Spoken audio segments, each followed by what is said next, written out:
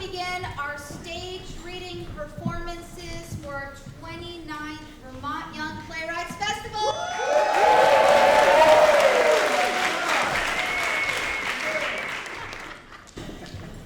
This is the culmination of this day. These are the best of the best that you're getting to see today in this reading format.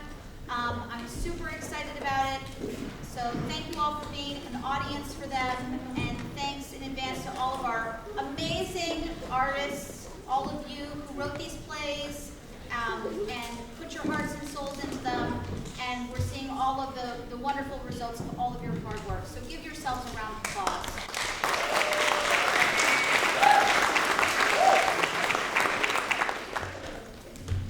So there's a little room here.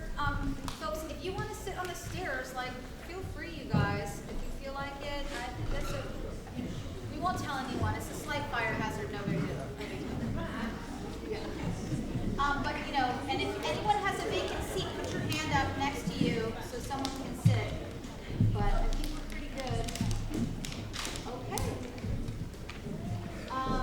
So without further ado, let us begin. Woo.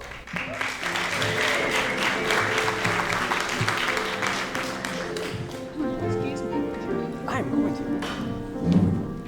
Our first production of the afternoon is Like Pulling Teeth by Gray Bruley of BFA St. Albans.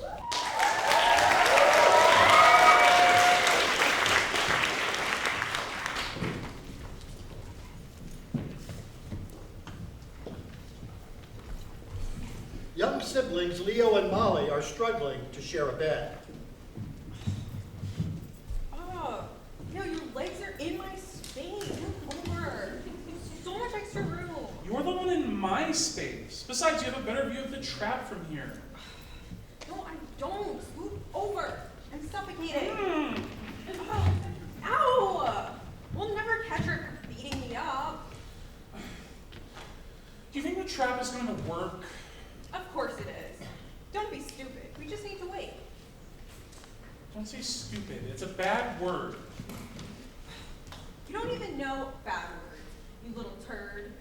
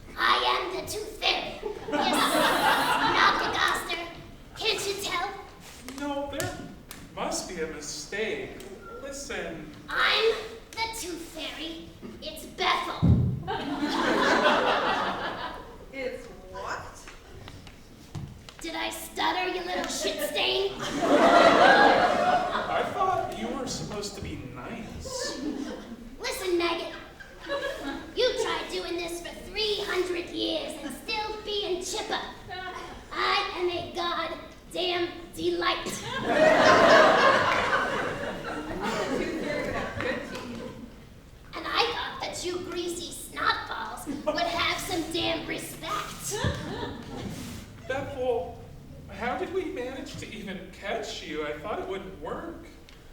I thought that this, sugar bullshit was,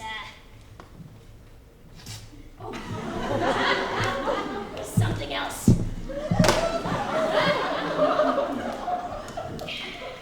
Why are you the tooth fairy if you don't even like children? You think I chose this stupid job? No, moron. I was born into it. Kid's got a lighter? I know it's around here somewhere.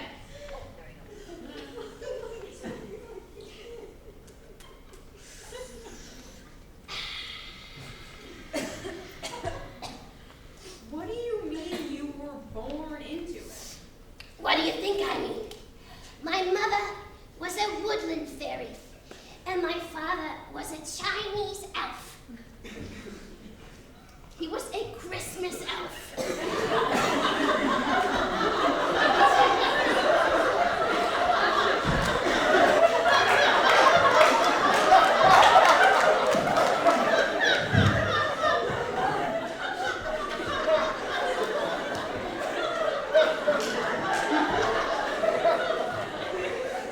None of them were ever supposed to be together. So no one knew what I should do until I knocked some sorry sucker's front teeth out. Ending up having to pay that little boy 2 quarters. I figured I should capitalize on that. How long ago was that? 1705. No, 1708. I don't know, kid. It's too damn long. Know that. So, it's just you, getting everyone's teeth every night? How do you have time for that? Sheer luck. Most mornings, I don't even remember any of the night.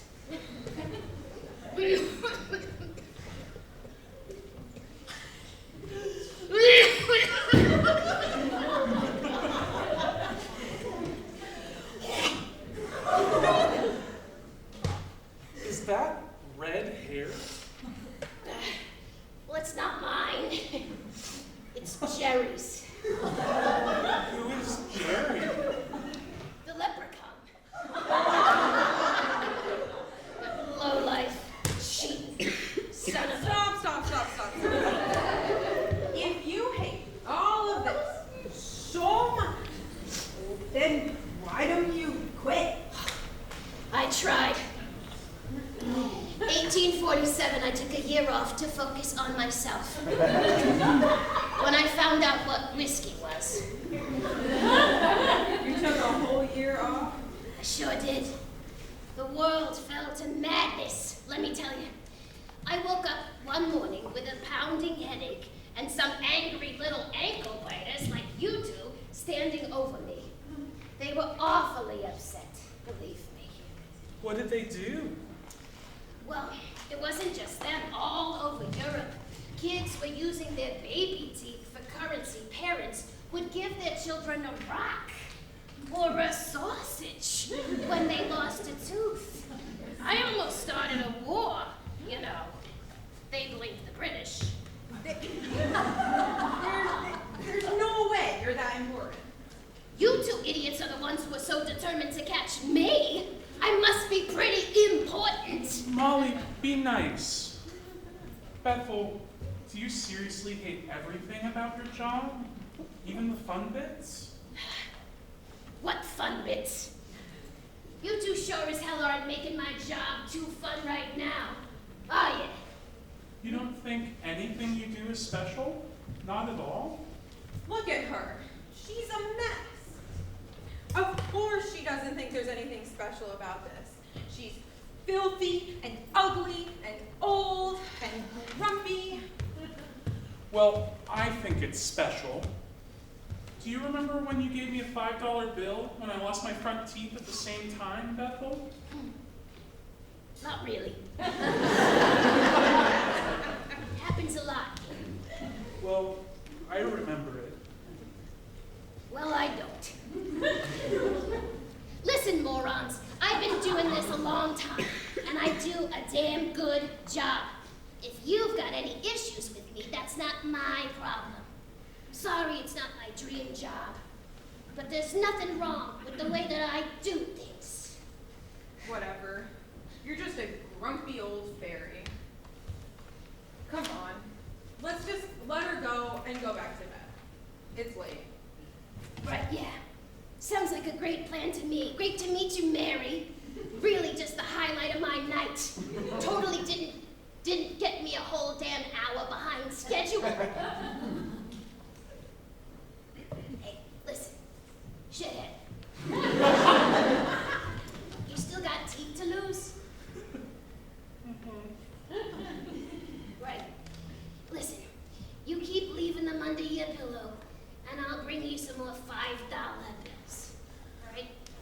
Okay, Miss Bethel.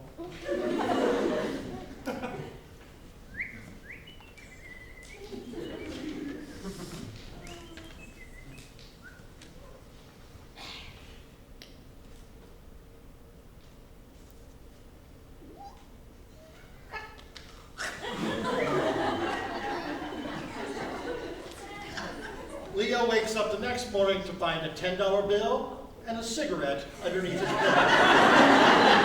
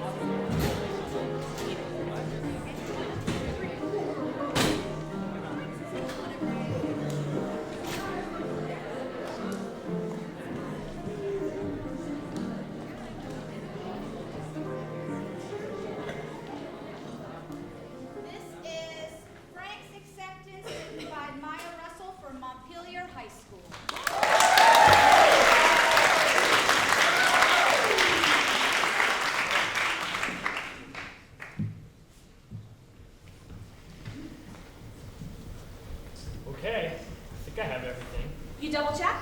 Triple and quadruple. Press apply. Just give me a second. When you go to Harvard and you're rich, can you buy us a house? I haven't even applied yet. Don't get your hopes up. Miley! Now you have. Remember, don't tell Mom. She'll get mad if she hears I even thought about applying. But why? I'll tell you when you're older.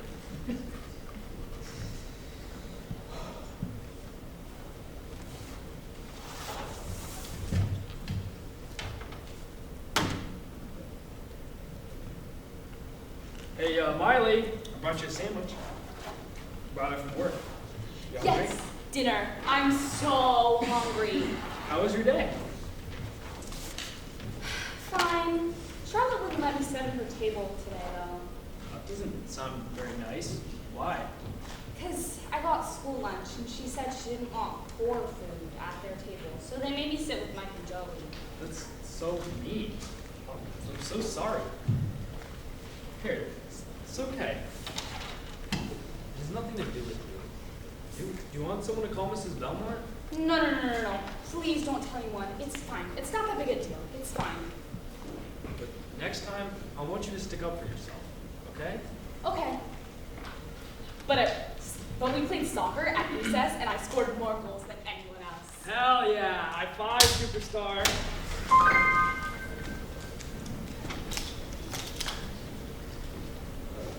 Can you tell everyone to come to eat?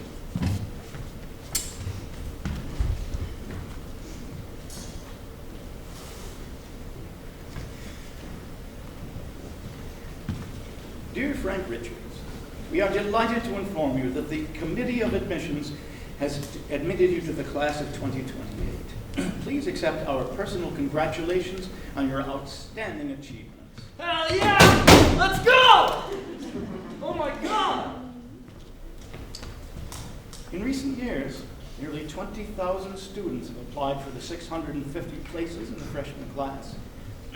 Faced with so many more talented and highly qualified candidates than it has room to admit, the admissions committee has taken great care to choose individuals that possess extraordinary academic, extracurricular, and personal strengths. In making each admissions decision, our committee keeps in mind that the excellence of Harvard College depends most of all on the talent and promise of the young people assembled there, particularly our students. In voting to offer you admission, our committee has demonstrated its firm belief that you can make an important contribution during your college years and beyond. You got into Harvard? You scared me. You applied to Harvard? Did you get aid? Look. So? 10,000.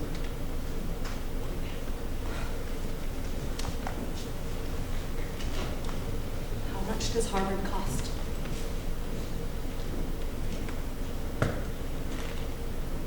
$58. And what about housing? Another 20. That means 68,000? And with textbooks and computers and...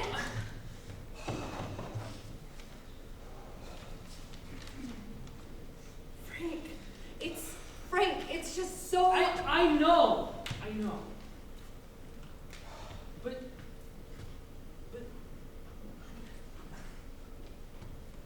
You know, I can't.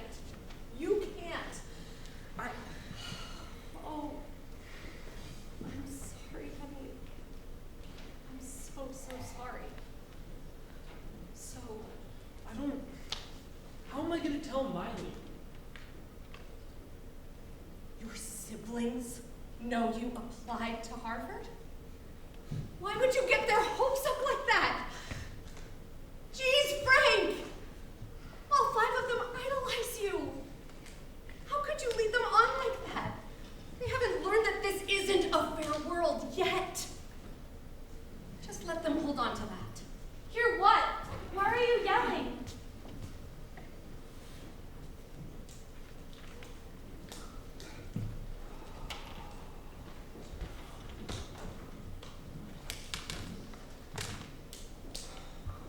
Miley, don't yell. Don't celebrate. Wait, why?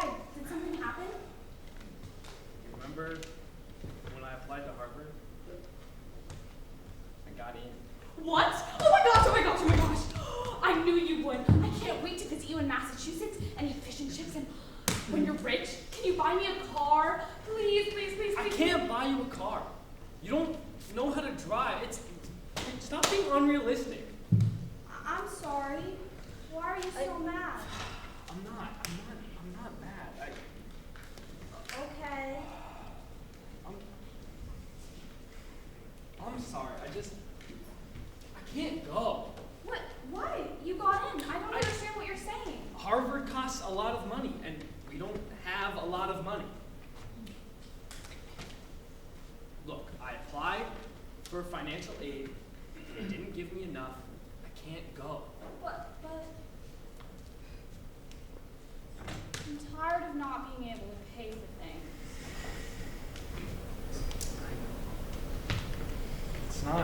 It's not fair.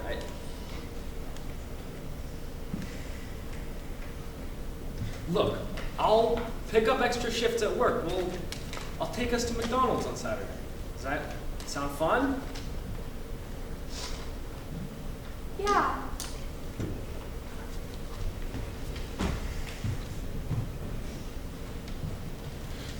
Be strong. Just, it's not a big deal. It's fine. Ever since I was probably like around 7, I told myself I was gonna go to Harvard. I was gonna be the best of the best. I never actually told anyone this because I knew I would never be able to do it. I was scared if I told my mom or a teacher, they would tell me, get my head out of the clouds, to be realistic. I didn't listen. I was convinced that I was going to defy every single obstacle against me. And I did. I defied every obstacle, except one. Now I finally realized how stupid I was, believing that if I joined enough clubs, if I studied hard, if I got valedictorian, that I could get into Harvard. It was never a question of if I could get in. How did I not realize that? How was I smart enough to get accepted? But so stupid.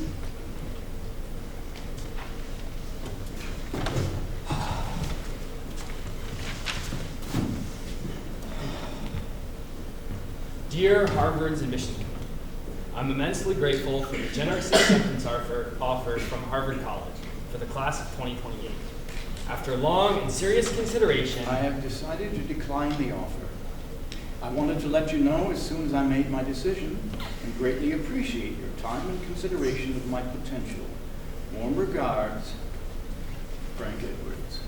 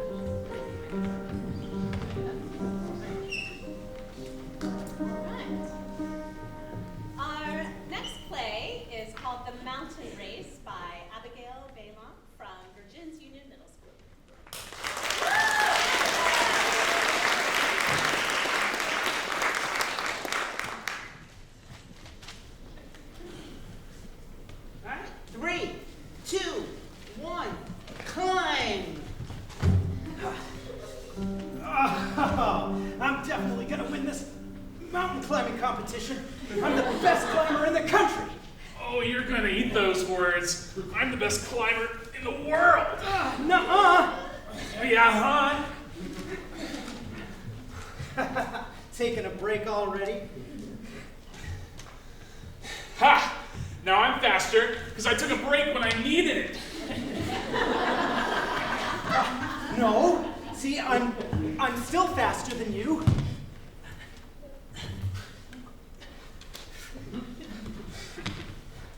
Why are you laughing? No reason. Well, I'll be the one laughing when I get the first place trophy. Hey, I saw that. So what? You know, what you mouthed. I would never. Oh, don't play dumb. I'm offended. It was just the truth. Plus, you'll be apologizing for even climbing this race when I finish first. Yeah. No, because I'm gonna finish first. Yeah, right. Don't you dare be sarcastic with me, boy. I'm older than you. I don't care. You should. I need to win this race. Why? You know why. Our rivalry. Being able to go to the States and climbing? Well, I also need to win because of our rivalry, and I'm planning to retire in 34.5 years, so I'm an elder and I need to start saving money. We'll get $5 for winning. $5 whole dollars. What? How do you even know when you're gonna retire? You're 39. Also, $5 is not much. Yeah, so you're 38.9, so you should start saving up some money too. Right. Well, anyway, I've won 5 medals, so I got this in the bag. Ha! Only 5? I've won 6. No, you have not. I have 2. Show them to me. Not to point out the obvious, but we're in the middle of a mountain. How am I supposed to show you that? Well, if you're such a good climber, you should be able to climb down, get your medals, and climb back up to me, no problem. That's impossible. Even the most experienced climber, aka me, can't climb down, drive home, drive back, and climb back up again. Well, You must be mistaken because I'm the most experienced climber, and I'd do it if my hands weren't already blistering. I swear you have no pain tolerance. I don't know what that is, but I'm sure it's an insult. It is an insult. Wow. Wow. You're all bark and no bite. You are too. I am not. And what about that rock I chucked at your head earlier? Is that still considered no bite? What are you talking about? You never threw a rock at my head. Yeah, keep telling yourself that. I'm almost there. Me too. Unfortunately. I could say the same about you. We've been neck and neck the whole climb. I know! Which means I gotta push that much harder. Not that beating you is hard. Oh, really? I've been a formidable opponent, have I? As have I. Fine. May the best climber win. He will. Almost there. Same here. No, it's unfortunate. Tell me about it. I wish I were on Mount Everest instead of climbing this dumb hill with you. The feeling is mutual. I know! Duh! Hello!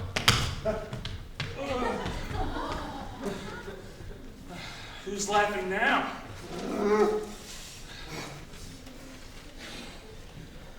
I'm going to jump. You could die. Not that I care. I'll be fine, for your information.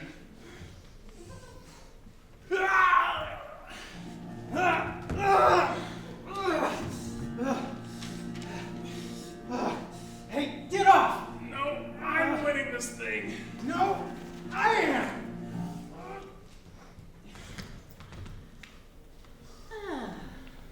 Well, nice to see you two made it up. Okay. Not unscathed, though. So, Judge Harrison, who won? Yeah, answer his question. Well, the winner is... Oh, wait, I haven't had lunch yet. Can we do this after we... No! Okay. The winner of the Mountain Race Championship in Yittenya County is... Look at that. It's a tie. A tie? No! Good game, Bob. Good game, Bernie. Until next time. Till next time, old friends.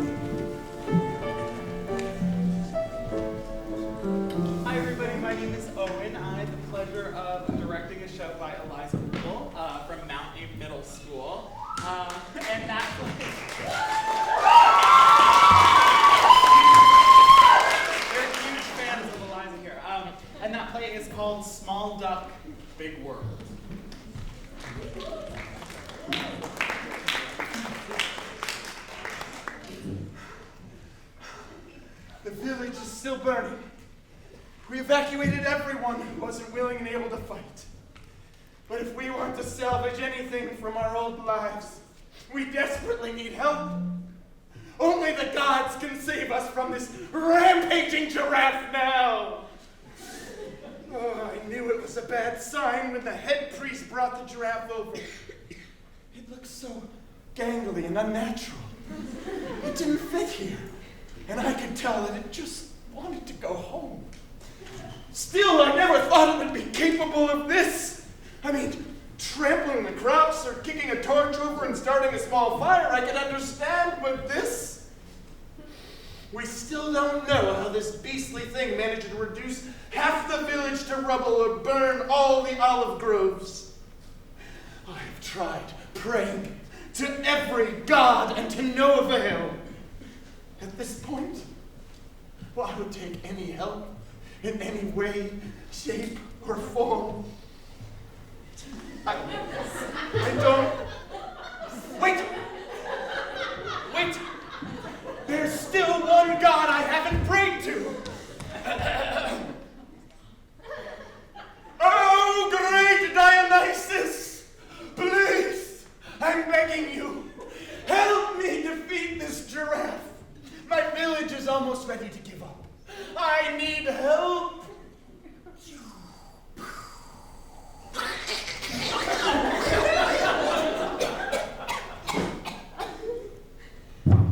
Well, this is weird. Wait, what language am I speaking? English, my fine duck. You are speaking English. Why am I speaking English? Wait, why are you speaking English? You're Mycenaean. The gods only know. But why are you speaking English? Hold on. So I prayed to Dionysus, and then there was this strange light, and it almost hit me, but Dionysus granted you the power of a god. Oh, my lord! Oh, my lord!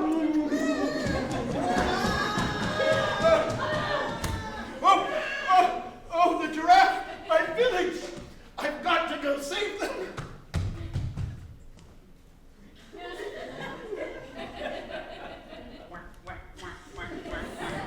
Oh, always with the quacking, quacking, quacking. Can't you ever say anything else? Wait. That Athanasios guy said that Dionysus gave me powers. Yes. Maybe I can try them on my brother. Kupow! Quack Efron, stop messing around. I told you we have to go home. My voice. What have you done? Yes, it worked! Oh, don't worry. I just gave you the ability to speak. You remember when I would try to talk to you when we were ducklings, right? And, well, I could never discuss the things I wanted to with you. Well, it is pretty hard to talk when your entire language is basically just variations on the same word. What was I supposed to do? Well, it's not actually that hard if you try. I mean, you could just learn a few different dialects to see, if you had better ways to communicate, or, I don't know, you could have borrowed my dictionary. I mean, there are so many things you could have done to try and engage with me, but you didn't take the time or the effort. Well... But the past isn't relevant anymore, because I built in this fabulous vocabulary when I gave you your English. Now we can finally have in-depth conversations like I've always wanted. I'd love to, but I actually came to bring you home. The twins found a really good patch of water weeds down by the pond for dinner, and everybody's waiting for us. Maybe we can have a conversation later. Oh. Well, I thought that, you know what, you just go ahead without me. I just, I have something to check on first. All right. You don't mind if we start eating without you, right? Actually, never mind. We're all hungry and fed up with waiting for you and your long adventures. I'll try to save you some food. Sorry. Hey! Mr. Duck, I'm sorry. I don't think I caught your name. I'm Athanasios. Would you mind using your newfound powers to help us? I wouldn't ask, but the fate of my people hangs in the balance, and, well, you may be our only hope. Please call me Quack. Mr. Duck was my dad's name. You're a duck named Quack? Well, yes, it's short for Quack Ephron. But about your village, I'll think about it, okay? Please do. It's a matter of life and death. If you need to find me, just look for a stampeding giraffe. I'll probably be close behind.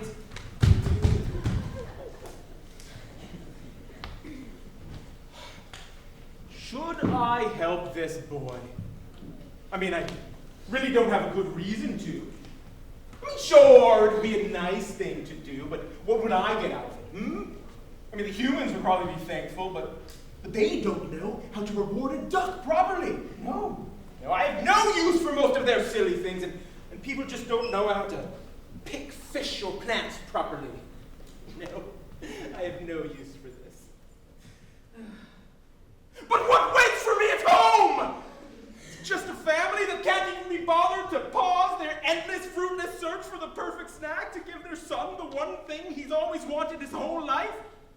To be acknowledged! To be someone! To break free of his meaningless existence! Meaningless!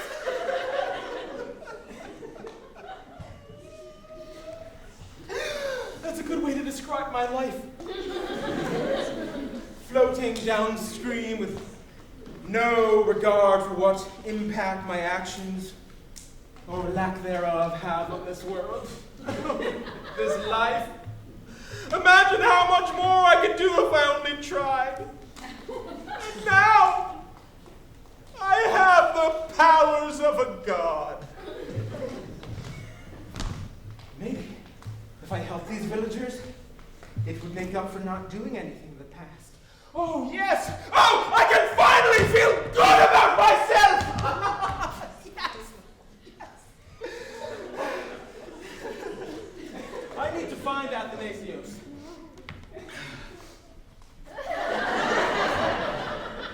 Athanasios! You told me to come find you! Athanasios! Where are you? Why is nobody here? Where are all the buildings? Oh, look! There goes George. I didn't know humans could fly. And whose house was that? I would not want to be them right now. I mean, I just thought, ooh, look, a pond. No. Oh, but I bet it has some really nice water weeds. And just imagine it like a fish. But no! Resist temptation. Maybe there would be time for this afterwards. Athanasios! Quack Ephron! You came to help! I knew I could count on you! What do you need me to do? I've never really done this before, so a little direction would be nice. Well, I just kind of assumed you would blast the giraffe with your godly powers or something. I just don't know. But just try to stop the beast. Oh, gotta run.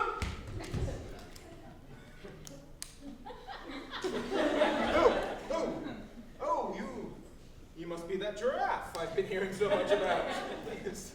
Well, be prepared to face the consequences of your actions.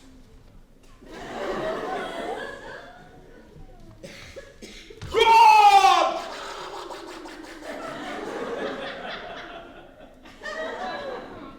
Okay, so that was weird. Whatever. You will now experience the wrath of a god!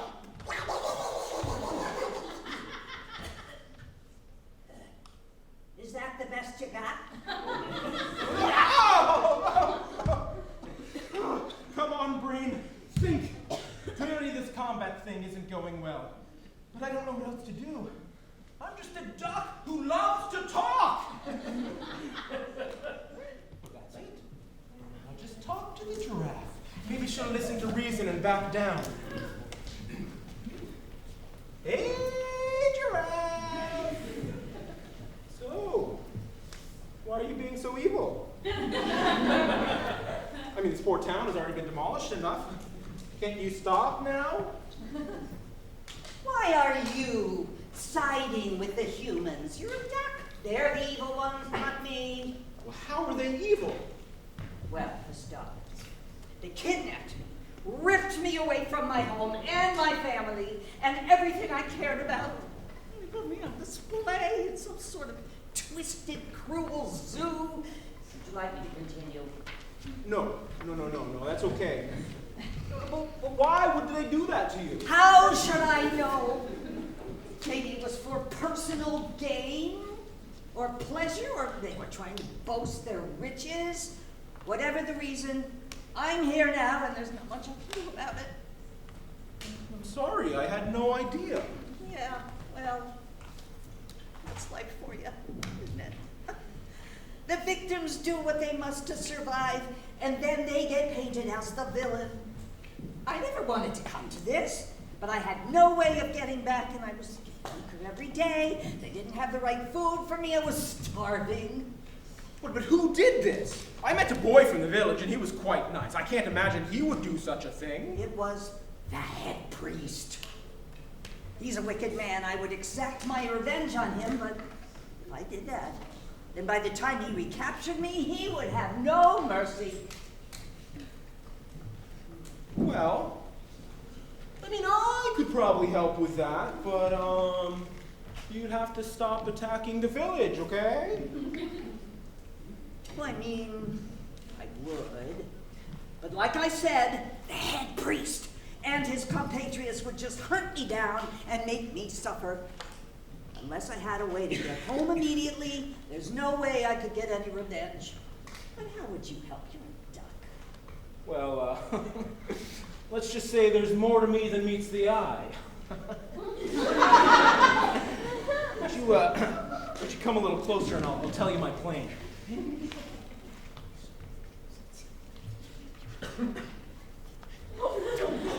Christ.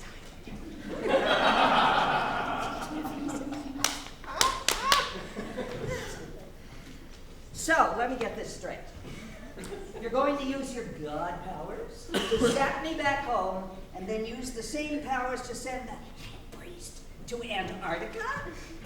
Yeah, I mean, sorry, I know it's not the best plan, but, and that you have really no way of verifying that I'm trustworthy, but I kind of feel like it's our only chance to, I don't know, stop this whole madness. No! I love it! Let's get cracking!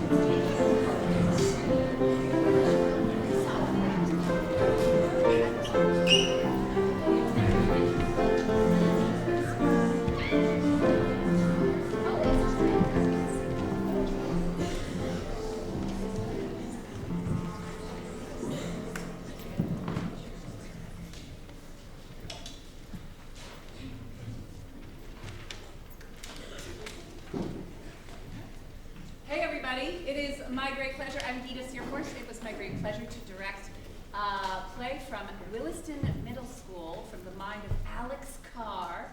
This is Sockman.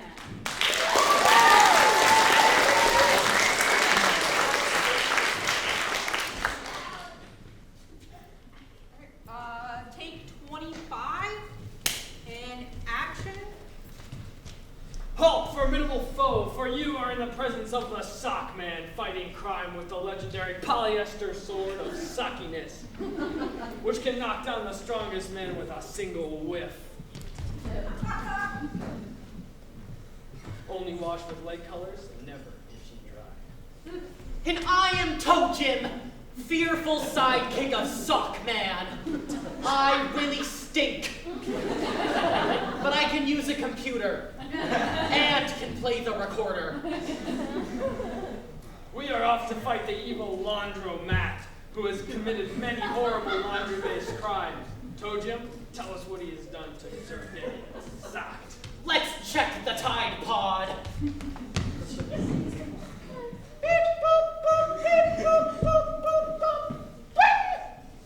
Laundromat overloads his washing machines, uses fabric hardener, does not use detergent, and leaves his clothes in the dryer for too long. Horrible! And he's keeping hundreds of people hostage, too. There's his lair. We shall go in and use the power of socks to take him down. And we will sing the Sockman theme song on the way. All around the neighborhood, the great and powerful sock man will take down evil and fight for good. Sock, socky, sock man. With the help of his magical sword and Toe Jim as his sidekick, he'll defeat all the villains and still live at the end. Sock, socky, sock man. Cut. I can't believe how terrible that song sounds. We might have to take it out of the script. But otherwise, that wasn't bad, guys. Now, we're going to the lair of Laundromat. On that note, where is he? I think he went to go take a smoke break a few minutes ago. Bob, get in here! Oh, hey, baby. If I had a nickel for every time I saw someone as beautiful as you, I'd have 5 cents. Shut up. Look, if you try to push me away, it just means you like me. If you don't stop, I'm going to hit you. Well, the only person who's going to be doing the hitting is me, hitting on you. Okay. Moving on. All right, Softman, Toe Jim, I'm gonna need you in the left wing, and Laundromat, I'm gonna need you over there. Far over there. I'm going to miss you like I miss the sun. Both of you are hot, though.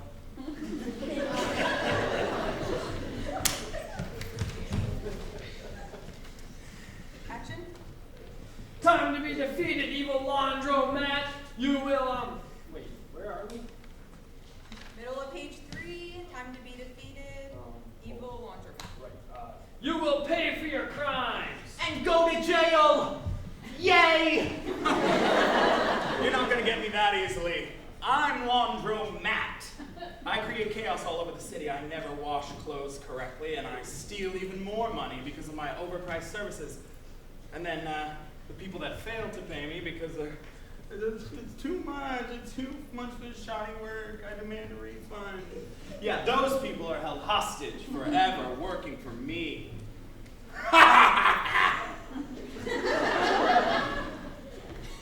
You know, I just recorded that entire monologue. Nice work, Toe Jim. I'm normally very useless. At least that's what my mom says. And I haven't messed this up or anything yet. Whoa! Now I have your only proof. Can we have it back, please? It's a nice word. That's not the line. Sorry, no! Well, you'll need to fight me for it. Me and my deadly glove. We shall duel. I'm gonna go get some snacks for the show. BRB. No! All right, ladies and gentlemen, we've got a fight on our hands. The valiant sock man against the evil laundromat. Sock against glove. Good against evil. Day against night. Cupcakes against broccoli. Dogs against squirrels. Harry Potter against Voldemort. Shoot, that's probably true. Shut your yap hole! Alright, cut. Alright, that was horrible. It would be really nice if you could read the script and not just wait. Yeah, about the script. This isn't just our lines. It's our lines, some random other stage directions, and us talking between scenes. What do you mean? What do you mean is in the script. It doesn't make any sense. It's almost as if life is scripted and all the world's a stage. That's deep. It's a Shakespeare quote. And what if that means there's people watching us right now? Have you been drinking? Nah, I'm just like this. Do you believe in love at first sight, or do I have to have you walk by me again? Not this again. Why? I hope you at least know CPR, because you're taking my breath away. Did you look these up on Google? They're really bad. No, I made them up. Okay, moving on. Sockman, laundromat, get ready to fight. Stand in the middle of the stage.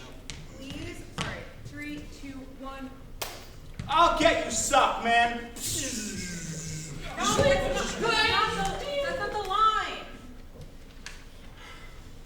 It's in the script. Wait a sec. I'm supposed to get the recording device back, right? What are you doing? I forgot what I was doing. Maybe you should get your memory checked. I'm getting a mic. Maybe you should get your mouth checked. Pow! And that's the end of that one. Sockman is the winner. Children cheering sound effect.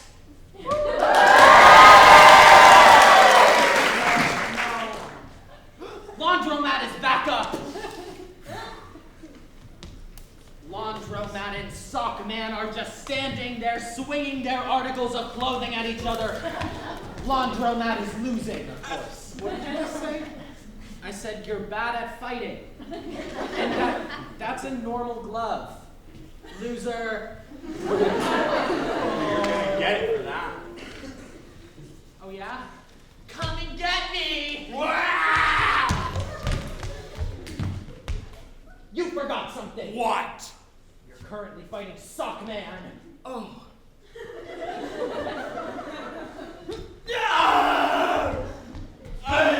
Fatality! Now to free the prisoners! Prisoners? I don't have prisoners. I just have people living in the basement. They won't leave. Stop. This is horrible. Life without you would be horrible. Can it? Oh, so we can go on a date? No. How many times do I have to tell you no? As many times as you want. It's not really going to change anything. No. Are you a banana? Because you're very appealing. No.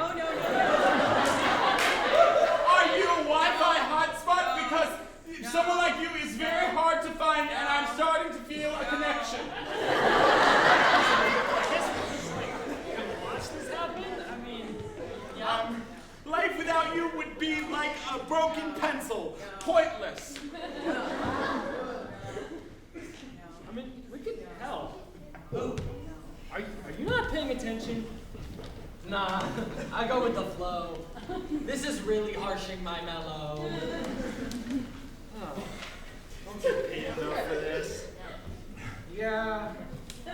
I'm gonna go to Starbucks. Wanna come?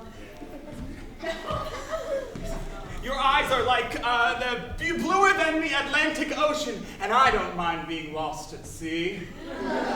My eyes are brown, stupid. No.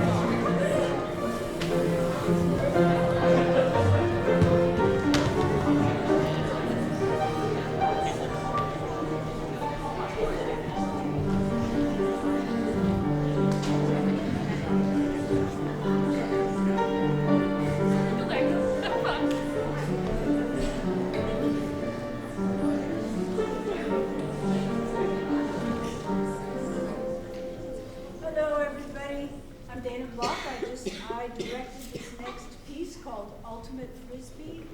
There is a mistake in the program that says Hogan Stevenson, but Hayden Stevenson is the real author of this wonderful piece from St. Johnsbury Academy.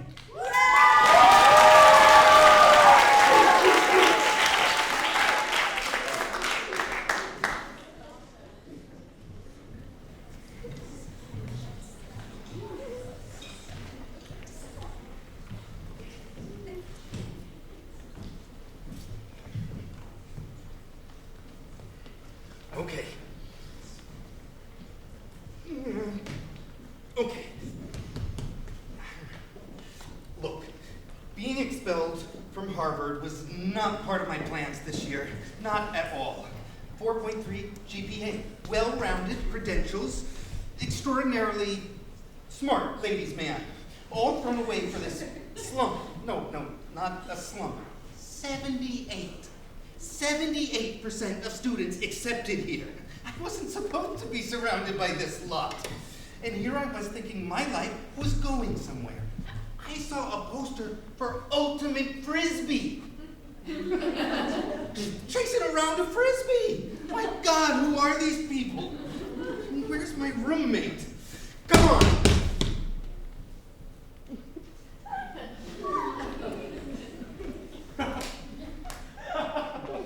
Hello. Oh, yo! What's good, old slice? You gotta be Edward! Oh, okay.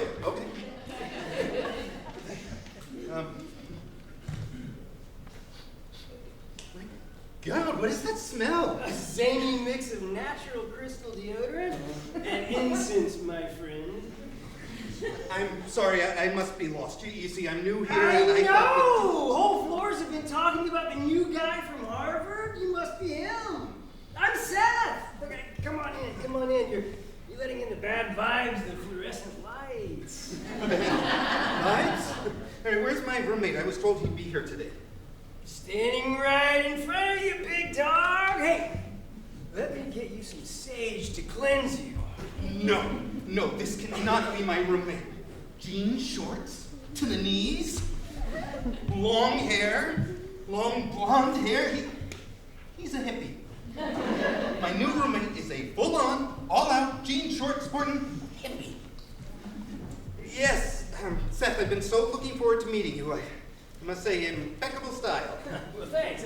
Does everyone from Harvard talk like that and wear, ugly sweater vests? I thought that was just like in the movies. Well, I value a dignified look, unlike some of us, clearly. Oh, you're funny! Oh, wait till I bust out the hacky sack. That'll floor you. Here you go. I'm just gonna got the sage. I'm just gonna wave it about. No, I don't do drugs. I've never considered smoking it. You're full of good ideas, eh? Edward, and I really would prefer if you didn't test that idea out. I'm playing with you, man. I wouldn't. Oh. Now, this is my side over here. Okay, I didn't draw a line on the floor yet, but believe me, I will. Especially if you're the messy type. I assure you I am not. Then we won't have any problems. What is that? Oh, yeah, on my desk. It looks alive. Yeah, well, that's my mom of sorts. What, like her ashes? No, it's my yeast mama. Otherwise known as a I brew my own kombucha. It's pretty tight. Hey, speaking of the bounty of food, I have some leftover raw carrot and zucchini bread if you're in need of some snacks. It's homemade. Yeah, sounds pretty, tight. Anyways, what do you do for fun around here, other than brewing that drink? Is this edible? It doesn't look edible. Well, as much as I love the crib, I like getting out most days. I know you're used to the cold, gray Boston, but here in South Carolina, we soak up the sun. After 2 years here, I've finally gotten a hammock, so I'm excited to go do some reading. It's not cold and gray all the time. Yeah, you look like you could use some rays too. Have you ever been compared to a ghost? pretty up your alley. Well, yes, actually, my mother, my real one, occasionally does compare me to that. But reading, you say? Yeah, I'm pretty into it. You know, right now I'm reading some pretty hefty literature on feminizing. Yes, we will get along. Mary Wollstonecraft, Virginia Woolf, maybe even dabbling in a little bell hook. Yeah, I've never heard of them before, but this is pretty cutting edge. You know, it's a little more risque than some of those old folks. Well, what are you reading exactly? New Moon is the title. It's the third book in the series I'm writing. Right here, you know? I knew this was going to happen. Thank you for the food, but this just isn't going to work out. I'm so very sorry. It's nice to meet you, but I should head to the resident life office to rearrange this situation. Dude, wait. I want to introduce you to my boys. I mean, they've all been so excited. Your story is epic. Friends, I can do this. Well, I suppose I could stick around for a little while longer. And reading, I love reading. The library at Harvard was the perfect place to go to find a perfect book.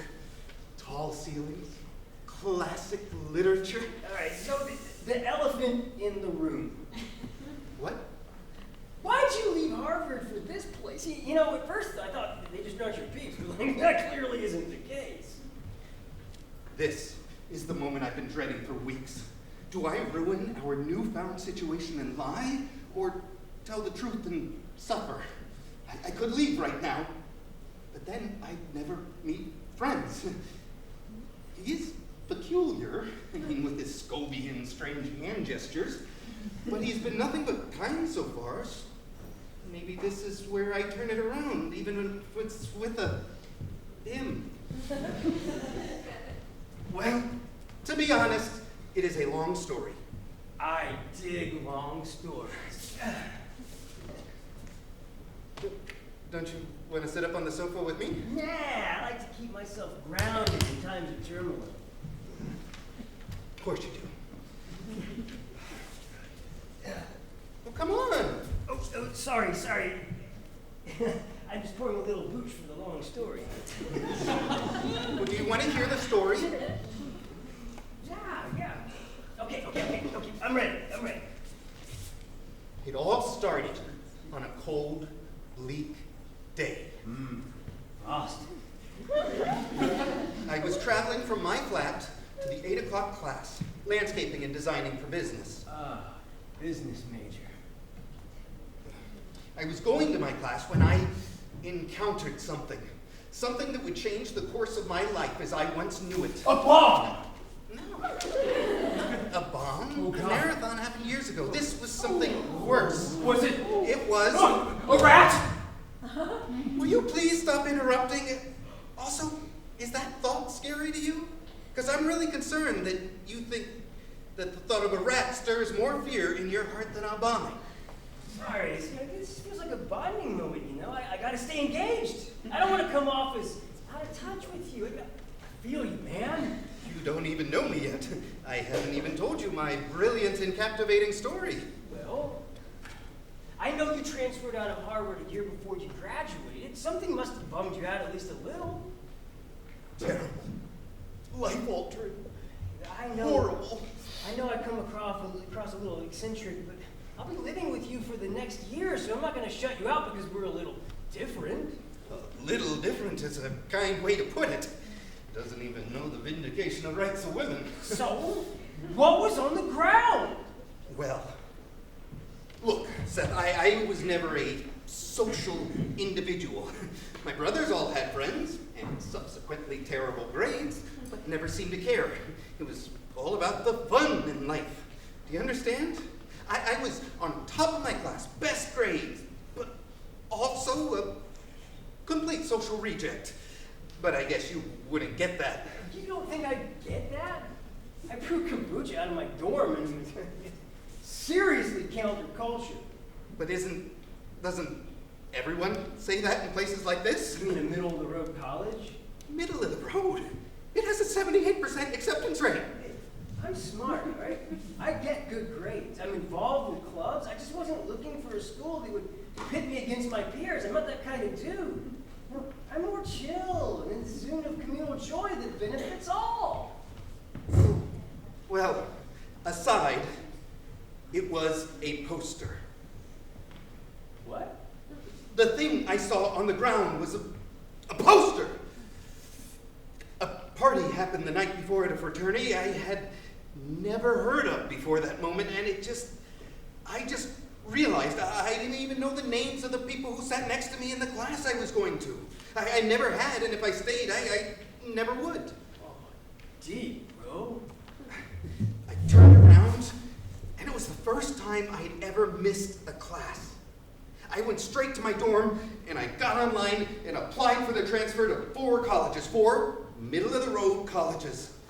The first one I was accepted to, here, I decided to go. I figured that maybe if I got out of my environment, I'd do something good. I was accepted here, and I decided this was my new start. And here I am telling you about it. I was so embarrassed by it, I didn't know if I would. Do something good. Well, like start going to frat parties? Like realizing what I was supposed to do. Like figure out that I had spent my whole life waiting and planning for the real world, only to realize that maybe it had been the real world all along. Yeah, and I was wasting it. Your brothers you mentioned. I'm like them. I mean, not in the sense that I let myself go, but that I live for the moment, you know, day to day, second to second. Second to second.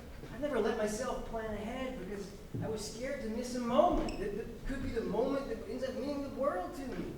You know, I was worried that everything was too real. Is it even real at all?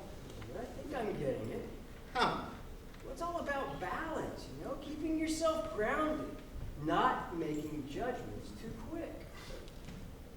Told me I need to align my chakras next. I'm surprised you didn't remember what that means. You know, it's actually a pretty misunderstood concept that can completely center your mind and soul. No, I really don't care. Really? Look, you've decided to start new. I have. It's time to find the balance, the real world, the idea that haunts us. It isn't real. Maybe defining life as real or not real is what turns us upside down trying to figure out. It's just life.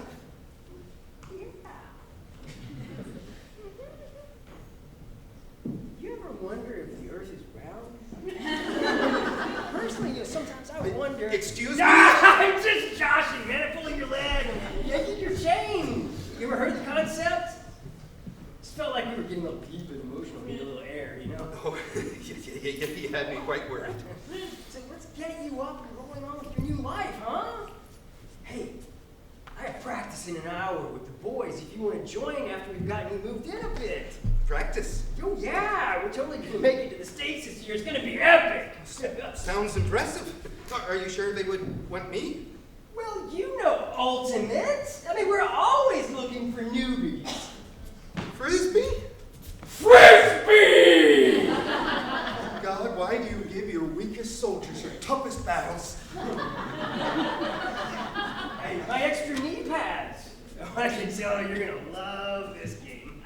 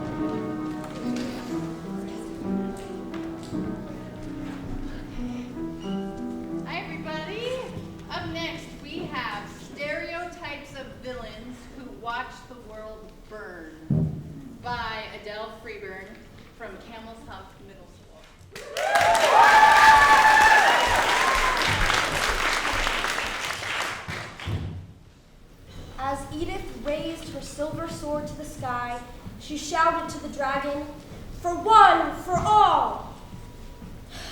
No, this has to be more victorious. The hero slays the dragon and seals the villain away, and then finds their true love. Come on, Rosa, it can't be that hard. Rosa? Are you all right in here? You've been cooped up for a while now, and you should get some fresh air. Mom, it's literally thunderstorming outside. No way am I going out there. Oh, right. But the attic is dusty. Come on, get some fresh air downstairs. Also, I baked cookies fresh out of the oven. You're getting cold fast, so come downstairs soon. Thanks, I get it, Mom. Anyway, back to work. I can do this. Back to work on what, Rosa? Answer my question. What are you doing? Writing a fantasy book? Why? What's this fantasy book about? A hero slays a terrifying dragon and finds true love? So the hero wins, huh? And what happens to the forgotten villain? They're not forgotten. They're just defeated. Villains are the bad guys, so they don't ever win. Well, sometimes your fairy tale perfect villains don't like the story. Please, they're fictional characters. They don't have feelings outside of the story. Of course we don't have feelings. But you obviously don't care enough about us. Care enough about you? Wait, who even are you? Ebony Canmore, the villain you wrote in your traditional fantasy story. You're the villain? How did you get here? What is going on? What? This is a fantasy world, like the one you're writing about in your book. I'm a fantasy character and you have me wrapped around your pen. You can throw me down, forget about me any second, kill me off if you want. Hey, what? Clearly, you think what's best for all of us.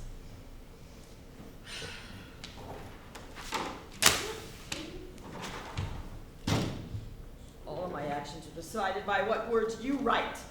Villainous actions. I have feelings, I have thoughts. But I'm a stereotypical villain who doesn't matter in your eyes. No. The villain in every story has a plot. A lost love, a broken heart, a reason and a thing driving them to move forward. Of course you have feelings. But a villain is a villain. You don't have a future ahead of you. You don't have a future where you fall in love, have a family, have lots of money, and a happy home by the seaside. You're a villain. That's what you are. It's a simple fact. It's how you're written. Maybe how I'm written, but maybe the narrator who shapes and guides us through the story, but some of us don't like the way you're telling it. I don't want to be a villain, Rosa. Too bad, Ebony Canmore. You don't have a choice. Are you not scared anymore of the villain who's in your attic? The woman you wrote? Who has your destiny in your hand to destroy you? I'm not scared. You aren't nearly on the hero's level. You're made to try so hard, but never quite get there. You try and plan, but the hero is always one step ahead. Villains are meant to lose. The hero always rises to the top because they are the light of their world. You're not. You're just a shadow. I don't want to be a shadow anymore. Ouch. Did I hear my name? Edith Lancaster, the hero who always rises to the top, because they are the light of the world. Edith Lancaster, the hero. I like how it rhymes in my ears. Get lost. Oh, you said you don't want to be a villain, but you sure talk like one. I said get lost. Oh, geez, you're being annoying. What is happening? Canmore, this villain over here is being a jerk. A jerk? What the heck? You're the one that shoved past me. I will never be surprised about anything after this, honestly. I have fictional characters I wrote standing in my attic, bickering. Yeah, bickering.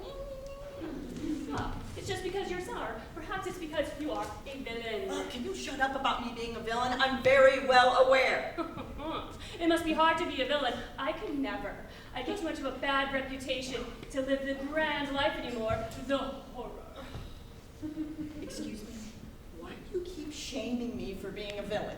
Oh, come on. You're the one burning the cities. I'm just speaking the truth. It's much more fun to be the hero. Everyone knows your name. I can't go anywhere without people asking for my autograph. But I'm not burning the cities. It's the author of the story who forced me to hold the match up to the gasoline. Hey, what did I do? You wrote our stories, so all of our problems are your fault. I'm one big stereotype. The kind of villain that comes from fairy tales. I don't want to be that kind of villain who likes to watch the world burn. I'm your author, your creator. Everyone has a role to play. This is yours. You might not be the kind of villain who likes to watch the world burn. You just do. It's just the words of a simple quill. That quill works wonders. It writes your story. A quill controls my life? Who are you to say I can't find true love? Yeah, author. What do you say to that? Why would you say such a thing? Shut up. It's not like you have any problems. Look what she's writing. You get a happy ending, marry your true love, lots of money. I don't see what your problem is. Well, maybe I'm not cut out to be the hero that she wants me to be. What? Oh, maybe I'm not cut out to be the famous hero in a traditional fairy tale. Maybe I'm not the hero who can raise her sword to the sky and scream out a battle cry. Maybe I don't know how to slay dragons or rescue towns or save lives. Maybe I'm just not cut out for all that. Don't you always scream your battle cry, though? And upon your entrance, you immediately let everybody know you're the hero. It seems like you're pretty cut out for it. Come on, guys. It's just the story, the plot. You don't need to get so worked up over it. It's just like the story. I don't get a say. People care about don't care about my opinion because I'm the villain. You should leave. This isn't going to get anywhere. What do you say? Who are you to say I don't get my happy ending? What? Picking and choosing others' futures for them, deciding who gets to live, who gets to die. It kind of makes you the villain, doesn't it? Yeah. Oh, this is too many big words. This is too many thoughts and such, so I'm leaving now. I'm not being villainous. I'm not the villain. I'm only choosing the futures of people who don't exist. You're not supposed to be alive right now. You live in these pages. But that's exactly how villains think. They think they're only fiddling with lives of meaningless people. Do our thoughts and feelings not matter to you? Are we not real in your mind? Most authors deeply connect with their characters. Put so much thought in them, they feel real to them. Every single word you say makes me feel like you are the villain. I am the physical villain, and your words can cut deep to hurt others. Are you implying you don't care about us? That we aren't worth it? Do we not feel? Wait, no, you do. It's just... Rosie, are you coming downstairs or not? Yeah, Mom, just give me a minute. Just a minute. Rosie! Ooh, the cookies will get cold. Come on down. You're still warm? Yes, I took them out just a minute ago. Just come down. They're oatmeal raisin cookies, the ones that are your favorite kind. Just a minute ago. Right, just let me write this one sentence. This time, it'll be different. The hero and the villain will be equally recognized in this story. They'll both get a happy ending and both find true love. It's just like they would have wanted.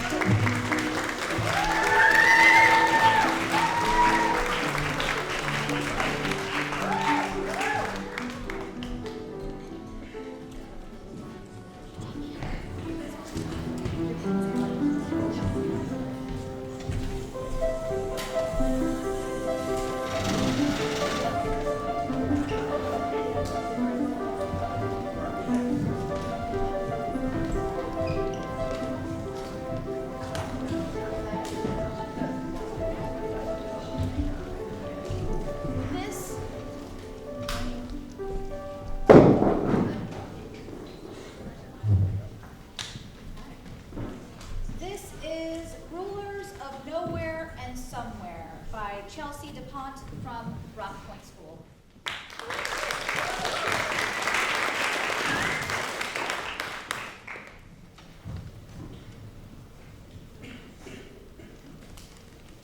Hey, why so bummed out? Don't like the rain? Easy for you to say. You are thunder. I'm the sunshine, unbothered by the clouds. You live in the mucky dampness of the clouds. So, you don't like the rain because you're not used to it? No. Yeah, maybe. Well, It's not that easy, okay? You don't understand. You like the muck. That is your life. Here, this is where I live, and it's rained for months. No light for months. No sunshine for months. Look at the town. It's flooding because of the rain. It's flooding because of you. Don't try to make this better when you're the one to blame for this situation. I'm just trying to make it better. You know there's been something wrong with me since day one. And no amount of, well, anything can cure it. I'm sorry, I've never been the best anyone for you, but I'm trying. I'm working on it. Slowly. It's all right. I'm used to it. No. No, you shouldn't have to. You shouldn't have to get used to it. It's my fault. I don't know how to tell you how sorry I am without spiraling. Everyone has their issues, especially me, that's it. You can tell me how you really feel. Everyone left because of you. So there's still some anger left in you. Of course I'm mad. I haven't been happy in months. Why? You. The town I grew up in is flooded because of you. It's been months. I just want something good to happen to me once. Life is just unfair, isn't it? Why did you even want to find me anyways? To make this worse for me? So you can save me? God, save me. This isn't me. I can't get mad at you. No. Continue. Sometimes I need a little bit of punishment to push me to give a care, to think about other people. One of the pushes today was simply my mind. I was relaxing, and you, out of nowhere, just popped into my mind. I had to give you a visit. So you thought about me? It's been a long while since we last crossed paths. And that wasn't even a proper interaction. It was just two people, us, bumping shoulders and getting along in their life. No hello or anything. How do you still remember me? I mean, even though it's been a while, it doesn't mean that you almost don't live in the back of my mind. From time to time, a blurry memory of us comes back, and then will pop into my brain for a brief second before permanently fading away. Why not make some new memories with you? We never got along, but sure. Willing to give this another shot? Well, I guess if you're willing to give it another go, then reintroduce yourself, please. It's been a while. Well, my name is Elio. My name means the rays of light from the sun, or something like that. Not everything's perfect. I don't know how long I've been here. I just know that I've grown up in this town, and I hate to see it in panic and distress. It's good to know that you still care about this place after all this time. And you? I'm Foundry. I'm the living rain amongst the clouds. I spend most of my time resting in the sky. After years of rest, I'd wake up and do anything. Sometimes I'll go travel. I guess maybe read a book composed of writers down there. I mean, I guess traveling is what led us to cross paths today. Anything else? I get out. I guess my schedule is, let's see, sleep for who knows how long. Get up, do something, do another something, and then go back to sleep. That's it? Where do you like to travel? It doesn't matter, because rain clouds can exist anywhere in the atmosphere. Mountains, islands, deserts, habitated or inhabitated, I explore. Okay. What do you do here? I mean, why stay here when you can go out into the world? I mean, there's nothing stopping you. Because I love this place. I've spent so much time here, I couldn't handle just simply leaving. But now, in pieces, I must leave. Thanks. Well, I mean, maybe you don't have to leave. You could stay here. I could. How? Tell me that it's going to all turn out well. I'll help you fix it all. You know I'm sorry. And you don't have to have words for everything. I'll help the flooding recede and prevent it from happening again. I'll drive the people back in, rebuild, and help them fund. I'll organize certain imports like food, medicine, and anything people need. Just let me help you. Sure. Why not? Two heads are better than one, I guess. Yeah. So besides flooding, what happened? Simple. It has been raining for months, but we have put things in place to help the town not flood. One night, everyone in town was sleeping peacefully as the rain poured. Out of the fury from the sky, the alarm started to sound. They yelled and yelled to wake us up. We ran outside in the pouring rain, and a crack and a burst from the west side of town came bellowing toward us. The dam was at its fullest capacity and broke from the sheer amount of rain. Our only choice was to get to high ground, and quickly. Not many people made it out. I need to save these people. I don't know where they are now, but I know that a lot of them are probably injured, and here I am, a coward who ran away because I can't come to accept what's happened. You know, I was actually a museum curator before, you know? I also maintained the dam, too. I love this town, and the only real threat would be it breaking, and it broke. This is my fault. Maybe it's both of ours' fault. You ignored the dam, and I made it rain too much. Maybe. Well, if it makes you feel better, I've been feeling lonely. You know our past has been rough, and it left a bad taste in other people's mouths. I mean, they all see me as not well-behaved, irrational, irresponsible. So they all left me alone. I mean, that's why I spend most of my time in the clouds by myself. I'll say it over and over again. I am sorry. And I'll do anything to make it right. I will. And thank you for accepting my offer. That makes sense. I mean, you don't know what you have until it's gone. Guess I really was blessed. Yeah. I took having friends for granted. I guess if you really think about it, everything, even your life itself, is a privilege. I remember back in the day before we separated, I had so many good friends. I had a good 5 friends. You included. Sometimes that's all you need. We would walk around places, play games, talk, eat desserts together. Not like we need food to survive, but we would snack on macaroons, marshmallows, and chocolates. Yum.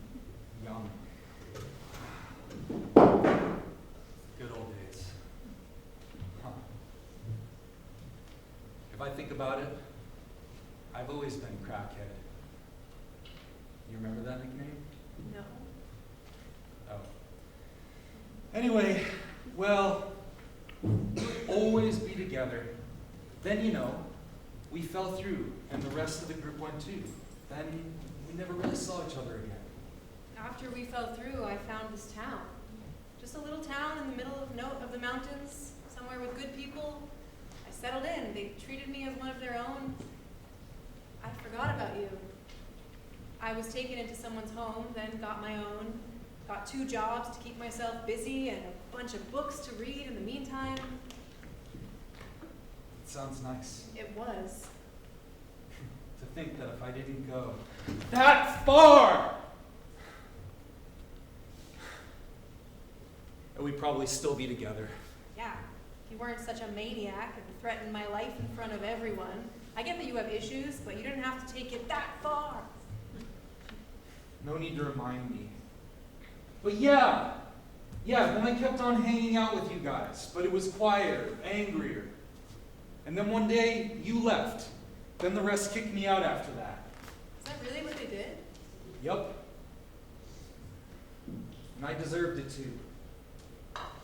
They wished to never see me again and have a day, because they surely were not wishing me a good one.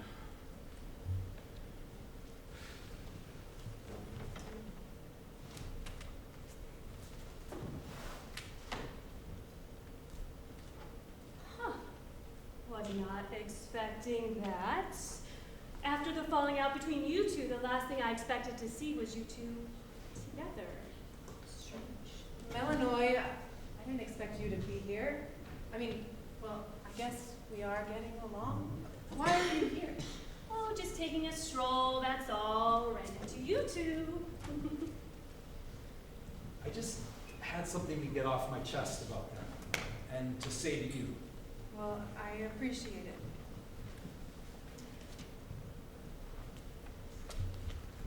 Hey, where are you going, Curly Eyes?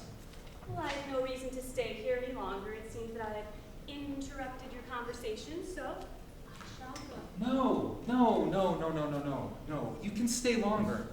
It's so nice, actually, to have someone else to talk to. I mean, 2 people in one day. That's pretty good for me. Well, I'm glad. But I must go. I have responsibilities to attend to. You mean walking? No, taking a stroll to my destination under the moon. It's been a while since I talked to you two. We never really had anything against each other, but we just broke apart when the 5 of us split. 3 of the 5 of us. Pretty good.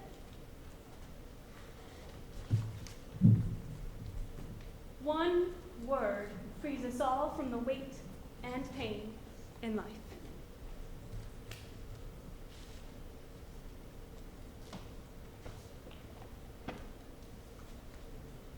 Well, shall we?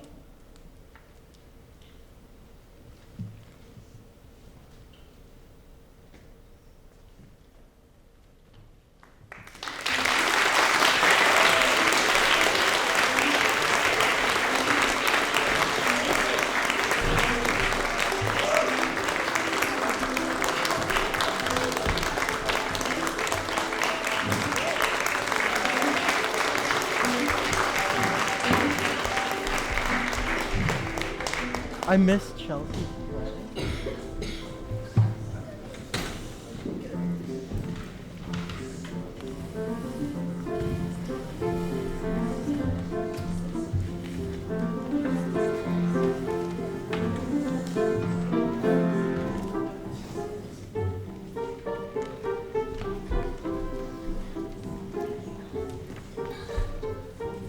Hello again.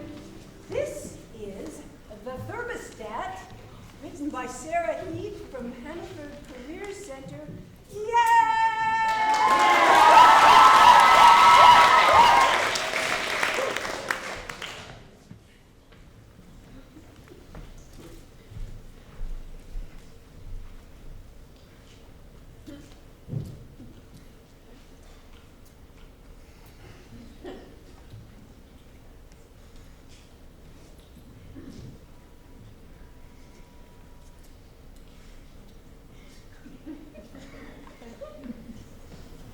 You know that person in your life who doesn't know how to breathe with their mouth closed? Or can't tie their shoelaces unless they make 2 bunny ears? Or finds an M&M in the couch and eats it? To some people that might be a sibling or a weird uncle. Most likely a child. Well, for me, it's Ron. That's not to say I don't like Ron or that I'm calling him a child. No, quite the opposite, in fact. I love Ron. He's my pal, my mate, my brethren, my bro-rito. The thing is, however, Ron has a fixation, an obsession, a really weird reason to get out of bed in the morning, and it's the thermostat. Oh, hey, Charlie, what you doing? Working on this puzzle. It's 1,000 pieces from the Hometown Collections puzzles. Well, how'd you keep track of all the tiny little pieces? Ron, remember what we talked about when talking and chewing simultaneously? To not chew. Precisely. This is what I need. What are you doing today, Ron? Well, I think I'm gonna go take out the trash after I eat my sandwich. I have to say, I am grateful he takes out the trash. I hate doing it. Although he always runs into some weird problem when he does it. Just hope that this time I won't have to kick out the family of raccoons again. There it is. Then I think I'm actually gonna go over to Jason's and watch some of last night's game. I can never tell what sport he's referring to. Apparently, there's this new hotshot recruit that missed a fly ball at the bottom of the fifth that almost cost him the whole game. Baseball. Hey, what team do you follow again? The Yankees. Dude. What's wrong with the Yankees? It's not the Yankees. They're not the ones grossing me out. Sorry. Yeah, try not to get your crumbs on my puzzle while you're at it. Man, freezing. Well, why is it so cold here? Did you touch the thermostat? I never do anymore because the last time I did, you went all Gollum on me. Oh, I did not go all Filthy Gollum. little Charles is the precious. I want 72 degrees Fahrenheit. I did not say that. What even is Charles's? You know, like hobbitses. Filthy little hobbitses. Okay, I don't need a reenactment for the Lord of the Rings movies. I'm just saying I didn't touch your precious thermostat. You guys get the reference, right? Yes. Hey, I was just wondering. Why do you even change the temperature so much anyways? Because my body temperature also changes a lot, so I have to, counteract it or whatever to stay comfortable. Why are you making that face? He does this every day and I've never figured out why. I'm just confused. I don't remember you having to change the temperature that much at your house in middle school. Well, maybe I'm just getting older. I swear he'd lose his head if it weren't attached to his body. Ron, you're 22, and being older doesn't make you need to change the temperature constantly. Well, you're 23 and have arthritis. Doesn't make you, sensitive to temperature or something. When the temperature changes too much, and my arthritis is hereditary. You're hereditary. No, hereditary means genetic. I got arthritis at 23 because it was passed through my family. What's your excuse? Why do you change the temperature so much? I don't know. You do. Otherwise, you wouldn't be changing it so often. Is it a skin condition? Something embarrassing? Come on, Ron. Tell me. We've known each other for 10 years. It's nothing. It's just a weird thing I do. But why?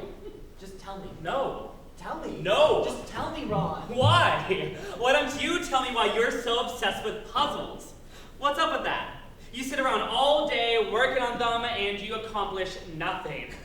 What's the reason for doing them, huh? Is it because you want things to fit into your impossible standards?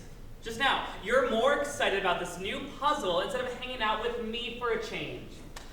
Did you ever consider that maybe I want to spend time with you? But you're always going over to Jason's to watch football or something. Yeah, because you're always too busy doing your puzzles. Do you not like me? Is that why you do puzzles so much instead of hanging out with me? No! Of course that's not why. I do puzzles often because I used to do them with my Nona. She used to have me go over to her house every day after school when she was super sick. She hated being stuck in bed all the time, so we would just sit and do them together to pass the time. The new one I just got was one of the things she left me after she passed. I never got the courage to open it because I didn't want to accept that she was gone.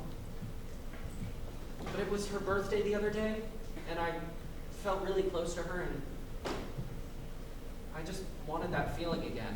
So I started the puzzle. That's actually really sweet. Thanks. Now, I'm not trying to make you upset again, but would you please just tell me why the thermostat is so important? It's because my dad. Not what I was expecting him to say. What do you mean? My dad is one of those guys that has this super stupid mindset that they need to be the most powerful man in the room at all times. The alpha male. I don't know, it's just really weird. Yeah, that is weird. Anyway, he was always on my case that I needed to be the same. He told me that I had to control the atmosphere in the room, and one of the ways to do that was by controlling the temperature.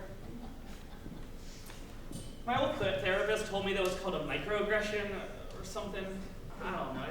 I always felt like I was never trying hard enough for him. So when I got to high school, I tried to show him that I was following his advice by constantly changing the thermostat.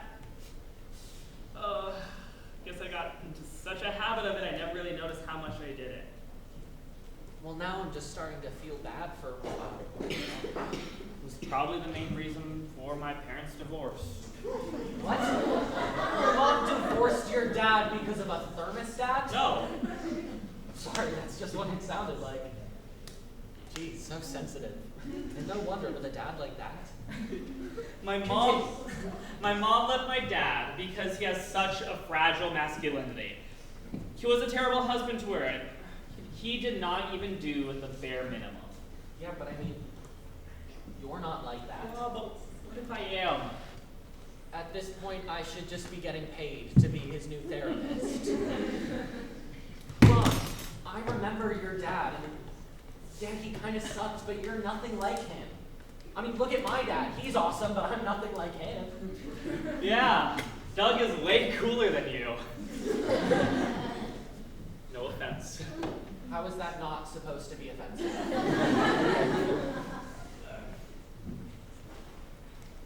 Sorry. Jeez, Ron, and you're asking why I never want to spend time with you. Look, the fact that you're even asking if you're like him when you know that he wasn't that great of a father or husband just shows that you're way more self-aware than he ever was. Maybe this is why I've never had a girlfriend for more than 5 months before. Because of the thermostat? Mm-hmm. Yeah, the thermostat. What? What? You said something. No, I didn't.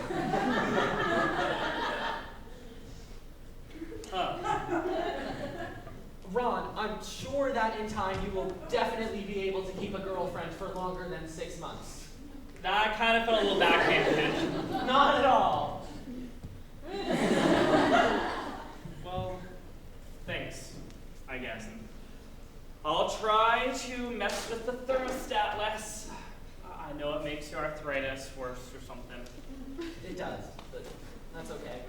I'll try to spend more time with you. You can help me with my Nolan's puzzle if you want. Thanks. Hey, sometimes we kind of sound like a married couple. I don't think... Isn't it crazy that we'll never know what it's like to be married to each other? Nope. May I say what a weird thing to say out loud.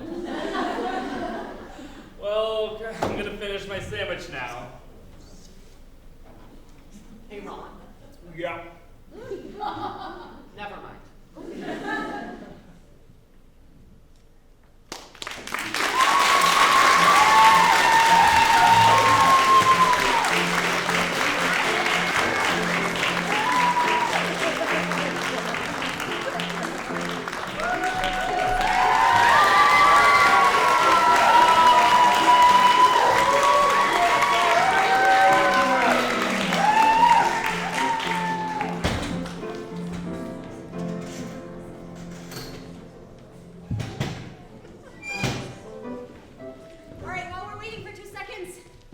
should change. Can you all just shake something? Because we got 2 more lines. I'm getting a little tired here. You shake? Okay. Ready? You want to do a silent scream with me? Ready? 1, 2, 3. Yeah. You ready? All right. Hi, everyone. My name is Kiana, and I had the joy of directing Consider the Devil Went Down to Georgia by Cassifer Jewett. Jewett.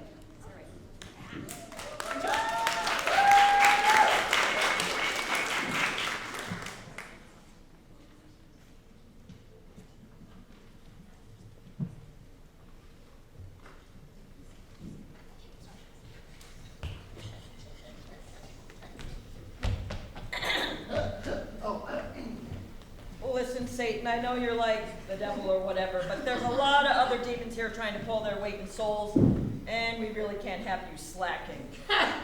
How far behind can I possibly be? I mean, sure, I took a little bit of time after inventing that thing where the manual pencil sharpeners only sharpen half the tip of the pencil. But honestly, how far off am I from the quota? So I'm a couple behind. Big deal. If you don't meet your quota, by the end of the day, we're going to have to demote you to the lowest level. Hey now, I know I might be a slacker, but I don't deserve to deal with late-night talk show hosts for millennia. I'm literally saying, you can't do this to me. You've got to help me out, bees. All right. There's a boy in Georgia. His name is Jonathan William Baker Allen. It's quite southern. Ooh, that's perfect. He doesn't know how to swim either. Now there's a brook just by the hickory woods here where he goes every day after school to practice his fiddle. I think you know what to do. Of course, Beelzebub. Excellent. Now, get out there. I'm going to challenge that boy to a fiddle duel. That's...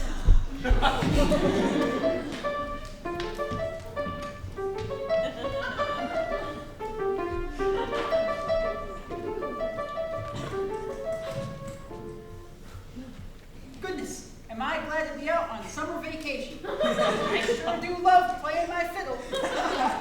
Almost as much as I hate swimming. Lord, do my arms turn to wet socks as soon as I touch the water?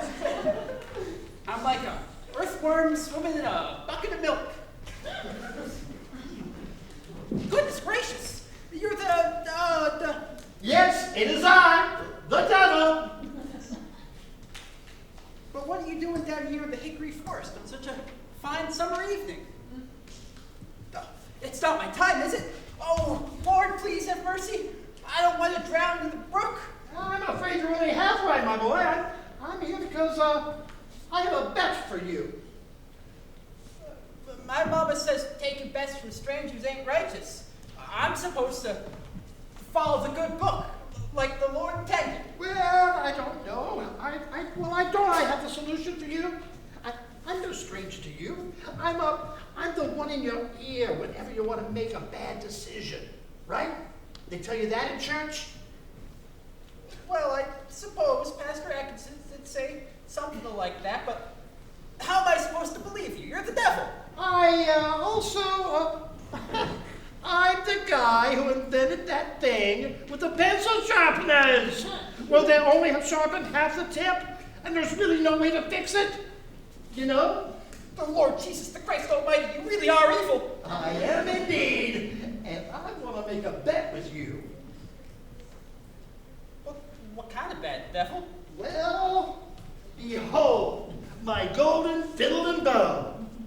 Wowee! That fiddle must cost more than my gosh dang house. Oh, like you wouldn't believe. Well, dang, if I win a shiny fiddle like that, I could give it to my mama to fix up the barn. We'd be living off more than a slice of bread and a tablespoon of milk a day. No man, oh man, what a sweet life it could be. Let me tell you what, this might come as a surprise to you, but I play the fiddle as well. And I've heard that you're pretty damn good at it. But I'll bet you this fiddle of gold to say that I'm better than you. What do you say? Well, Devil, my name's Johnny. I know it. And I suppose it may be a sin. Yeah, we've been over this. But I'll take your bet, and you're gonna regret, because I'm the best there's ever been. Did you have to rhyme that? Whatever. I'll start. Hit it, boys! Excuse me, Devil, sir? Yeah, what is it? Well, sir, I was just thinking, you got this here big old band and all, but I don't know. I was wondering if it's really truly fair, sir. I suppose it ain't. I got this, boys. Mr. Satan, sir? What is it now? Well, I just wanted to know if maybe I could play that fancy fiddle once it's my turn. Just to be fair, you're starting to push my buttons, boy. Well, I'm plumb sorry, Mr. Devil, sir. I'm just so worried I've got no chance against you. I'm hoping to fix my odds a bit, you know? Fine, you may use my fiddle when I'm done. Is that all?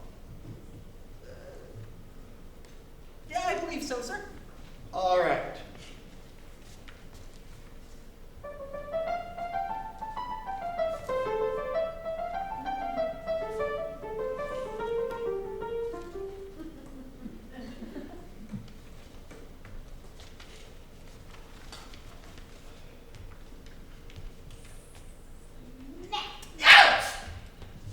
Oh, you're gone. What now? The string snapped. It hit me, sir. Goodness, this hurts worse than my Meemaw's lashings. God damn it, Kiwi, just cooperate so I can kill you. You were trying to kill me? Oh, Thorn. Doesn't know where to how to swim either. There's a brook just by the hickory wood. I think you know what you need to do here. Oh, wait, that makes much more sense. I can't believe I didn't think of this before. So long, Johnny. Finally. Wait, he's got my fiddle.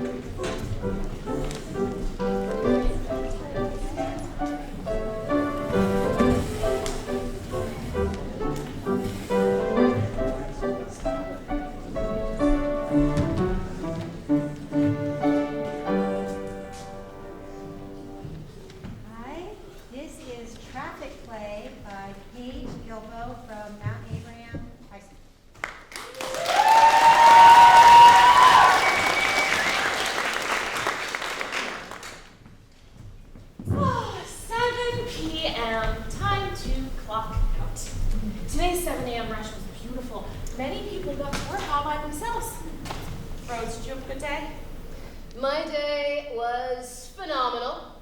The afternoon traffic was gorgeous. So many people took the scenic route. I always love that extra bit of time I get to spend with my fans. They all look at me when they take the scenic route. So much pressure is put on a little direction app. They all turn to me to take them back home. I'm so inspirational, you know? People even write love songs about me. Love songs? Yeah. You know the ones. There are so many. Country roads, highway to hell.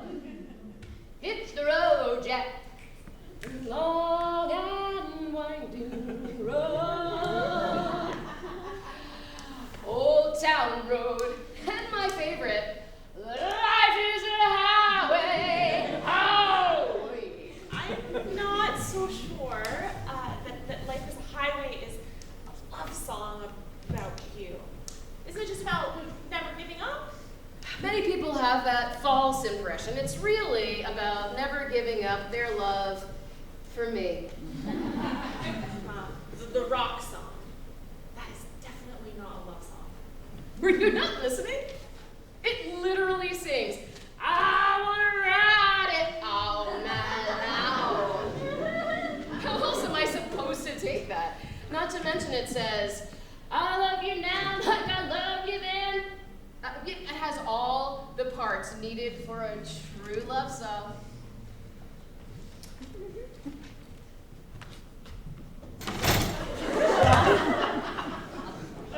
Is Rhodes talking about her love songs again? You cannot tell me that there isn't some deep emotion for me behind those songs. I cannot do that again. Hearing you talk about your love songs is worse than the 40 million people who flipped me off today! Just because you don't have die-hard fans doesn't mean that you should take it out on me. Calm down, you two. Today was rough. Boston was worse than usual, which is saying a lot, and New York had more bicycle accidents than they have struggling actors in their city. Avoiding traffic was a challenge, for sure. Traffic is always in people's way. That is literally my job, okay? At least I don't just sit there all day long. Oh, I do so much more than that, just sit there. I guide people. I take them on a journey. I inspire. Yes, you do a great job, Rhodes. Now, can we just enjoy each other's company? There are only so many hours till we go back to work. I'm just glad that my shift is over and that night traffic can take over. I can not imagine doing this 24/7. I don't understand how the weather guys do it. I talked to Hurricane the other day, and he told me that he had just got off his week-long shift in Mexico. 168 hours non-stop is too much for me. Weather guys are so obnoxious. They show up for 1 week, and all of the attention is on them for so long. Like, we get it. You can pick up a cab. Move on. Yes, but they also get a lot of hate. Do you remember when the flash flooding had all of those articles about how he was ruining people's houses? He only had good intentions, but they couldn't see that. I still think that it sucks for me. I mean, I do all this work on a daily basis, and they still talk about me poorly. They love mentioning my potholes and flaws. Humans always focus on our mistakes. It can be really nerve-wracking because I know they're all focusing on me. If I slip up, someone could be late to work, or worse, late to pick up their kid. I don't want to be responsible for a child's disappointment. I never thought of it like that. I just assumed that you loved the attention, like me. Oh, sort of. I like knowing that people need me, but where's honey knowing how much people rely on me? They have no sense of direction anymore. But I shouldn't really be complaining. Traffic has it much worse. Well, I mean, I get a lot of aggression, but they definitely aren't putting as much pressure on me. I mean, the bar is pretty low. But you've got it hard too. Nobody ever says, thank God for traffic, or I love traffic. They just complain about how you're such a big inconvenience, or how you should get out of their way. People are so ungrateful for the time you put into your craft. Without you, who would they have to blame for being late? No one. They would have to admit to hitting the snooze button 5 times that morning. Why do people do that? They know they need to get to work and they still get up late. What? I don't get it either. Yeah, I understand not everyone can like me, okay, but it's really difficult to keep a positive attitude when you're constantly being yelled at. Well, if it helps, I like you. Without you, my life would be so boring, taking the same way every day. You motivate me to get up and go do my job. Someone should really write a love song for you. seriously. You help people take a moment to think and make them slow down. It's one of the few times they actually have where they just have to sit there and wait. They could use more of that. Their attention span is way too short. I could use a vacation. I've been doing this job for too many years. Oh my god! Best idea ever. What's your idea? We should take a day off tomorrow. We can't do that. Why not? Well, who would be there to tell them, turn left in 300 feet, or arrival in 20 minutes, or you have now arrived at your destination? How would they know they got there? Relax, relax. They're ungrateful for us anyway. They probably won't even notice us being gone for one day, and if they do, lesson learned. Don't be a jerk. Especially if you rely on them. If they don't notice our absence, we get a nice break with no repercussions. You know what? I am in, okay? Screw the people who get annoyed with me for no good reason. I deserve a break. That's the spirit. Google Maps, you in? We'd only take one day off, right? Yes, yes. 1 day of rest and relaxation. People might not even notice. It's only 12 hours. It's not that big of a deal, right? Yes. You know what I meant. What should we do first on our day off? Oh, I know. What do you think we should do? We should go bowling. I've always wanted to go. It seems like so much fun with the greasy pizza and the Velcro shoes and general chaotic atmosphere. You good with that plan, Rhodes? I love chaos. And I'm a natural with lanes. So I'm in.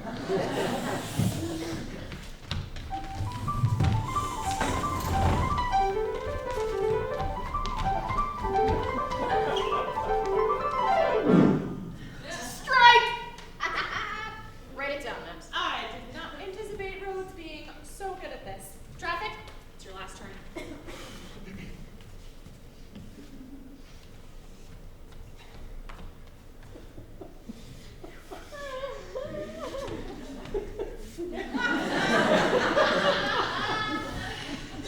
Oh, another gutter ball! I hate this! I hate everything.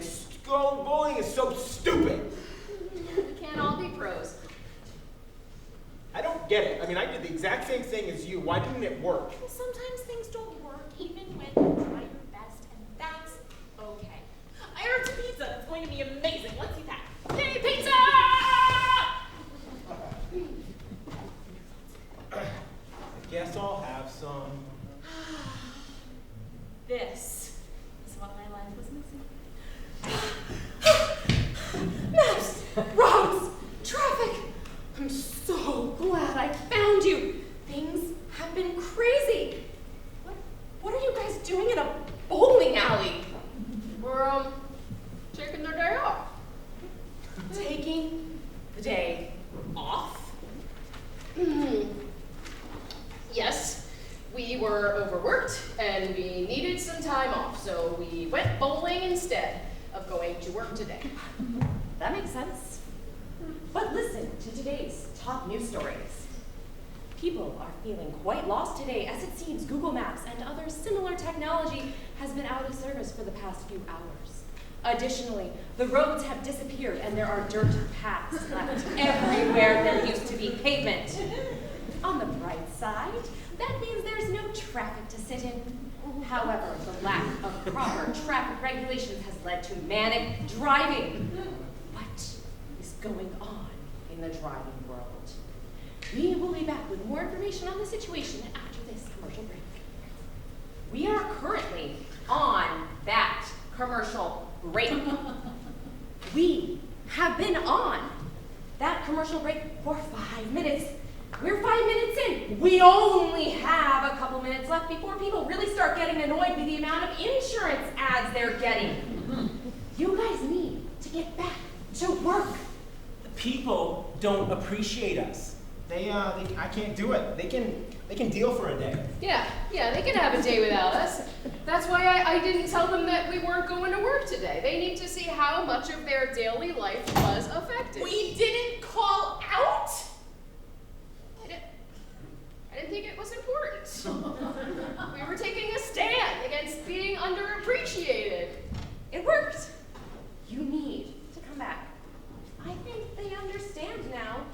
they don't, I do. Please come back and fix this situation. We have to go back, guys. I can't do anything to help if you guys don't go back. I mean, you really think they've changed at all?